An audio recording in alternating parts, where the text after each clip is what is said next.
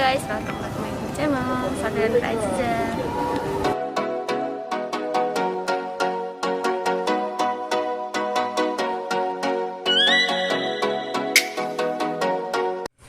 Hai, assalamualaikum warahmatullahi wabarakatuh. Kembali lagi sama aku Safira Nur Aziza. Nah, kali ini aku akan menjelaskan seputar laporan akuntansi dari 6 poin. Yang pertama adalah jelaskan bagaimana proses dari awal faktor pendukung menjadi laporan keuangan. Yang pertama adalah tahapan pengelompokan. Kita kelompokan dulu nih. Biasanya itu dapat bon, juga dapat struk, parkir, bensin, biasanya dari sales atau karyawan-karyawan yang melakukan perjalanan dinas. Nah, setelah itu dimasukkan dan kita bentuk jurnal. Jurnalnya apa? Bisa jadi beban, bisa jadi pengurangan dan kendaraan atau biaya-biaya kecil lainnya. Nah, yang kedua adalah pengisarnya, yaitu masuk jurnal apa dan tentukan dulu itu bisa mengurangi kas atau tidak. Setelah itu yang ketiga adalah tahapan pelaporan. Tahapan pelaporan ini sudah menjadi neraca dan laba rugi. Nah, setelah sudah menjadi itu barulah kita bisa gunakan untuk laporan kepada atasan atau manajer atau mungkin yang membutuhkan seperti investor. Yang kedua adalah jelaskan bagaimana proses pencatatan pembelian mobil leasing, mobil second langsung ke laporan keuangan. Nah, yang pertama adalah kita tahu dulu berapa harga dari mobil itu. Misalnya harga mobilnya adalah 100 juta. Nah, kita beli cash mobil second itu, lalu kita harus terima dulu nih bukti transaksi. Jangan lupa dibuat invoice dan dimasukkan juga ke faktur pajak ya. Setelah itu dijadikan jurnalnya adalah kendaraan pada kas, karena kasnya itu berkurang. Habis itu tentukan juga beban penyusutannya. Beban penyusutannya dihitung dari nilai buku, terus habis itu nilai pasar, dan jadikan beban penyusutan itu sendiri. Nah, untuk jurnalnya yaitu beban penyusutan pada akumulasi penyusutan, baru dimasukkan ke dalam neraca dan laba rugi.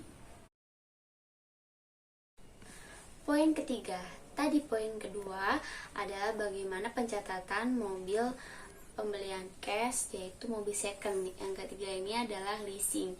Nah, pencatatannya adalah aktiva sewa guna terhadap utang aktiva sewa guna. Jadi berapa nominal kita meminjam uang itu untuk membeli mobil di leasing. Setelah itu tentukan juga bunga terhadap beban. Terus habis itu depresiasinya, yaitu depresiasi kepada aktiva sewa guna jumlah yang pertama, dan akumulasi juga sewa guna usaha yang pertama tadi. Jadi dibalik ya jurnalnya, baru kita masukkan ke dalam laporan laba rugi. Oke, setelah itu poin keempat. Nah, tadi ada poin kedua dan ketiga. Yang di keempat ini pertanyaannya adalah bagaimana cara menguji poin 2 dan poin 3 tadi. Nah, tadi ada namanya itu assess, valuation, sama ekstensi. Valuation itu adalah kita harus menentukan dengan benar harga yang sesuai dengan kita beli. Jadi tidak boleh berkurang berapa perak. Jadi kita harus nominal, benar-benar nominal beli sesuai dengan kwitansinya. Nah, yang kedua adalah yang eksistensi, yaitu sesuai dengan tanggal kita beli, dijadikan ke pembelian atau jurnal itu untuk nanti di jurnal di akhir periode atau di akhir tahun. Oke, selanjutnya poin kelima, bagaimana proses pembukuan untuk usaha catering. Pertama adalah kita siapkan dulu modal usaha untuk membeli bahan dan perlengkapan. Biasanya kalau catering itu kita itu membutuhkan seperti gula, telur, minyak, terus juga sayuran, buah-buahan yang dibutuhkan dan berapa modalnya yang kita keluarkan. Setelah itu, bahan-bahan itu kita masukkan ke dalam gudang, dijadikan sebagai persediaan. Ketika kita mengolah, kita juga lihat beberapa barang yang terpakai habis atau masih tersisa. Terpakai habis kita hitung sebagai bahan pada kas keluar. Nah, kalau bahan yang sisa itu kita hitung sebagai persediaan yang kita miliki. Setelah itu, pemrosesannya di dalam dapur ini tidak kita jurnal ya. Nah, setelah menjadi satu makanan satu kotak, baru kita hitung, yaitu kas pada penjualan. Kalau misalnya menggunakan kredit, itu bisa penjualan kepada utang usaha. Nah, kita lihat juga berapa porsi yang kita dapat, itu bisa menjadi pendapatan kita. Nah, selanjutnya adalah poin ke-6, poin terakhir. Nah, poin ke-6 itu jelaskan bagaimana seorang audit itu mengaudit tentang asersi, hak dan kewajiban, kelengkapan, dan maupun penilaian. Hak dan kewajiban itu adalah perusahaan berhak untuk mencatat segala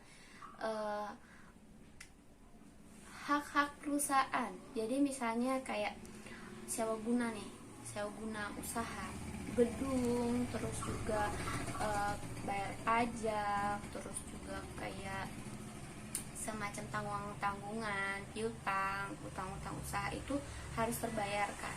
Nah, sebagai auditor, kita itu harus melihat apakah semua sudah terbayar, telah dicatat, dan bagaimana prosesnya. Kita juga harus tahu, dan siapa yang mengajarkan. Jadi kalau misalnya ada kesalahan, ada utang yang belum terbayar, atau sewa guna yang belum dilaporkan, itu kita tahu ya siapa yang mengajarkan. Kalau asersi penilaian, namanya asersi penilaian adalah bagaimana seorang auditor itu menilai ya. Jadi menilai nih aktiva, kewajibannya, penerapannya, hingga jumlahnya sudah benar atau belum. Nah, kita cek juga dari beberapa bukti-bukti seperti tadi bon, terus struk-struk, atau mungkin laporan koran. Terus abis itu contoh-contoh juga deh transfer bank, kita lihat dulu udah sesuai belum nominalnya.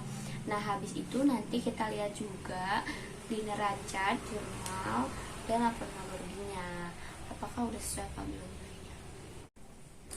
Setelah tadi asersinya, hak dan kewajiban sudah terpenuhi, sudah benar, terus habis itu kita nilai. Nah, baru kita lihat dulu kelengkapan, udah lengkap apa belum. Jangan sampai ini terlewat, karena biasanya jadi backdate laporan keuangannya. Nah, habis itu apa aja sih biasanya di dalam kelengkapan ini sendiri? Kelengkapannya itu sendiri utang-utang ya, biasanya ada juga hutang yang stop tidak terbayar dari misalnya supplier, ada juga yang hutang yang tidak tertagih, ada juga yang barangnya tidak terpakai, yang tidak bergerak, barang tidak bergerak. Kita harus cek dulu nih, apakah itu sudah lengkap atau belum, apakah itu diakui atau tidak, atau jurnalnya itu udah sesuai apa belum dari tadi asersi 2 tadi. Nah, maka dari itu audit harus lebih teliti, sudah benar atau belum dari ketiga asersi ini. Oke, semoga apa yang aku jelasin ini bermanfaat untuk kalian. Nah, jadi kalau kalian suka sama video aku, jangan lupa like, comment, and subscribe di bawah, bisa di kolom komentar, dan aku akan menjelaskan lagi nanti seputar informasi akuntansi. See you and bye. Assalamualaikum warahmatullahi wabarakatuh.